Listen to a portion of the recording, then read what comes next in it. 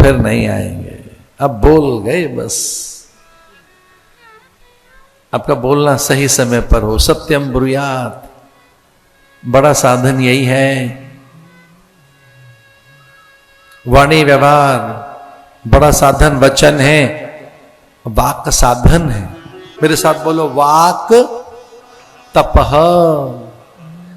सबसे बड़ा तप तो वाक का है, शब्दों का है कि हमको कैसे बोलना है, कितना बोलना है, कब बोलना है, किनके सामने। वाक संस्कार अगर नहीं है आपका, वाग्मिता नहीं है, अब वाग्मी नहीं है, आपके पास तप नहीं है, आपके पास विद्या नहीं है, महापुरुषों के आशीर्वाद नहीं है, तो फिर वाणी कितनी अनियंत्रित होती है कुछ लोगों की। क्योंकि वाणी में ही अग्नि रहती है और ये जलाती है, ये संबंधों को तोड़ती है, ये अपनों को अपने से दूर करती है, ये स्वयं से भी हमको अलग करती है। हमारी वाणी ये बड़ा साधन। गौतम ये कहकर गए थे, यहां से कोई निकलेगा भी नहीं, कभी कोई आएगा नहीं इस मार्ग में, कभी नहीं आएगा कोई। और अगर कोई इस मार्ग में आएगा तो राम होंगे वो। तो जब आहट सुनी उस पत्थर ने, उस अहिल्या ने कि कोई आ रहा है, तब एकदम सहसा वो राम राम राम राम राम राम पुकारने लगी। और वो पुकार केवल राम के कानों तक पहुंची, वो लक्ष्मण भी नहीं सुन सके।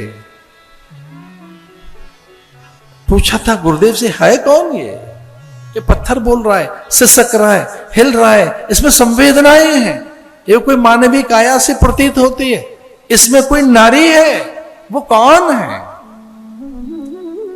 गौतम नारी श्राप बस उपल देह धर धीर, चरण कमल रज चाहते, कृपा करो रघुवीर। हे देव, आपकी कृपा चाहती है, आपका अनुग्रह चाहती है। एक और बात है, ये आपका स्पर्श भी चाहती है।